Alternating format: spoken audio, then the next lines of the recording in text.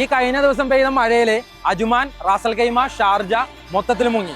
എന്നാൽ 2024 ഫ്ലഡില് UAE ഒട്ടുമിക്ക emirate including Dubai almost ഒരു 90% വെള്ളത്തിന്റെ അടിയിലായി പോയി. ഇപ്പൊ 2026 ഈ കഴിഞ്ഞ ദിവസം പെയ്ത ശക്തമായ മഴയില് ദുബായിൽ വെറും 10% മാത്രമേ അത് എഫക്ട് ചെയ്തിട്ടുള്ളൂ. അതിന് കാരണം എന്താണെന്ന് നിങ്ങൾക്കറിയോ? 2024 ഫ്ലഡ് വന്നപ്പോൾ ദുബായ് ഗവൺമെന്റ് ഒരു കാര്യം തീരുമാനിച്ചു, ഇനി ഇതുപോലത്തെ ഒരു സിറ്റുവേഷൻ അല്ലെങ്കിൽ ദുബായിൽ താമസിക്കുന്നവർക്ക് ഇതുപോലത്തെ ഒരു അവസ്ഥ ഉണ്ടാവരുതെന്ന്. അതുകൊണ്ട് തന്നെ നിലവിലുണ്ടായിരുന്ന water drainage system maximum upgrade ചെയ്യാനായിട്ട് അവർ ശ്രമിച്ചു. അതിന്റെ ഭാഗമായിട്ടാണ് പുതിയ തസ്രീഫ് പ്രോഗ്രാം വന്നത്. അതായത് 30 ബില്യൺ ദിർഹം, $8.2 ബില്യൺ പുതിയ പദ്ധതിയാണ് അവർ കൊണ്ടുവന്നത്. ഇതുകൊണ്ട് നമുക്കുള്ള ഗുണം എന്താണെന്നറിയോ? മറ്റുള്ള എമിറേറ്റിലുള്ളവർ ഇപ്പോൾ അനുഭവിക്കുന്ന ബുദ്ധിമുട്ട് ദുബായിലുള്ളവർ അനുഭവിക്കേണ്ടി വന്നിട്ടില്ല.